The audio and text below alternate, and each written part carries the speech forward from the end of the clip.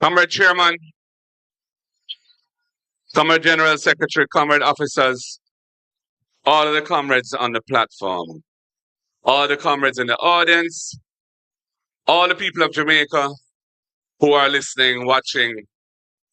First of all, I think it's my duty as a believer in democracy to acknowledge and concede the result and to congratulate our opponents, the Jamaica Labour Party, for their victory tonight. Jamaica's democracy is important and we must cherish it. Sometimes it brings bitter disappointments. Sometimes those disappointments are laced with a tinge of a sense that not all is fair and just, but it is very, very important that we put democracy ahead of all of those feelings. And I accept the result of these elections. And although obviously I'm very disappointed in the outcome, I think it is only correct to expressly acknowledge the success that our opponents have managed to gain today. I want to thank a lot of people. First of all, I have to thank the comrades and supporters of South St. Andrew for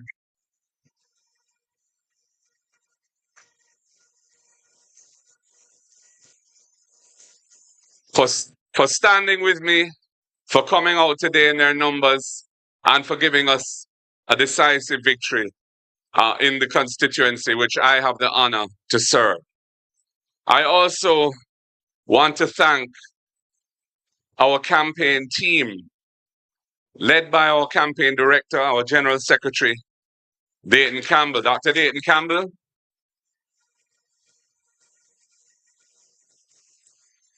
Also a newly minted Member of Parliament. Congratulations to him on his victory in East and Westmoreland. And all the other members of the campaign team who worked with him. There are a number of names there. I don't want to attempt to go through all those names because I'm going to probably forget somebody and then I'll regret it. But they have done a tremendous job. The communications team, I want to thank them publicly for the work they have done. And that is a night and day kind of job.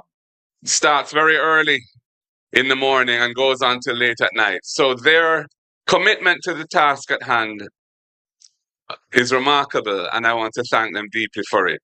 All of our candidates who ran in this election and their campaign teams, I want to thank them for their effort, for their commitment to the country, to the democratic process. I want to, of course, congratulate the 29 who have been successful tonight.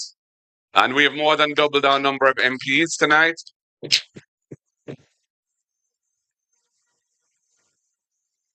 And for those who were not first, and they still committed themselves extremely well.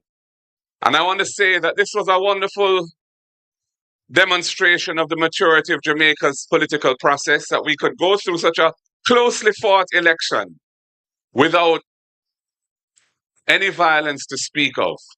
And, we must all give ourselves a round of applause. In our homes, if you're listening, here at PNP headquarters, because that was not always the case. And I wanted to thank all of the pioneers who led that process to where it is today, where I think we can safely say that Jamaica is a place that really cherishes and respects the democracy that we have built. I want to thank the people of Jamaica for having received us so well and having given us hundreds of thousands of votes and given us 29 seats. We don't take that for granted. We thank you for your time today. I know the voting was often painfully slow, and that's an issue which more will have to be said about, because it's an undemocratic situation when people, elderly and other people, have to be in the hot sun lining up to vote for sometimes hours. And it should not be that way. We should do better, and we have to do better. I must tell you that I'm proud of the platform that we put forward for the people of Jamaica.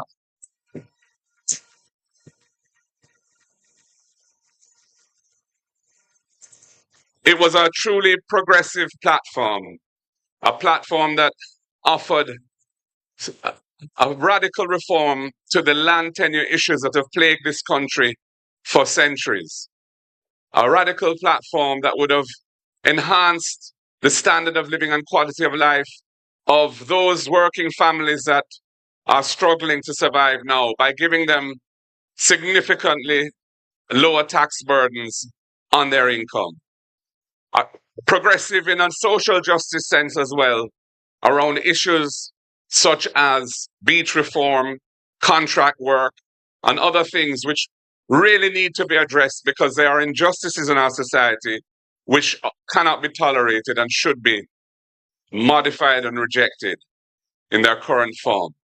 So I just want to thank all of the team that came together and developed those ideas and put them forward boldly and without reticence. And I think that for many Jamaicans, they saw the benefits and the power that that platform and those ideas and proposals would have delivered. So, ladies and gentlemen, for us, it's a difficult night. This is not an easy speech to make. You know, one wasn't hoping for a result which is not success. And it means that the government will get its third term and we will have as a nation to deal with that going forward. But the People's National Party, I'm happy to tell you, is alive and well, is a powerful political organization.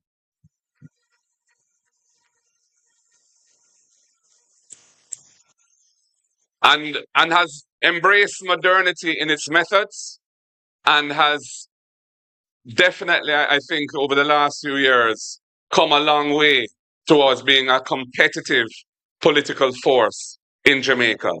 And as the General Secretary said, the work begins right away to prepare ourselves for the next opportunity to offer ourselves to serve the nation in government. And I believe the people will, in due course, give us that chance. Ladies and gentlemen, comrades and friends, the word is love. Power to the people. God bless you all. Thank you for your support.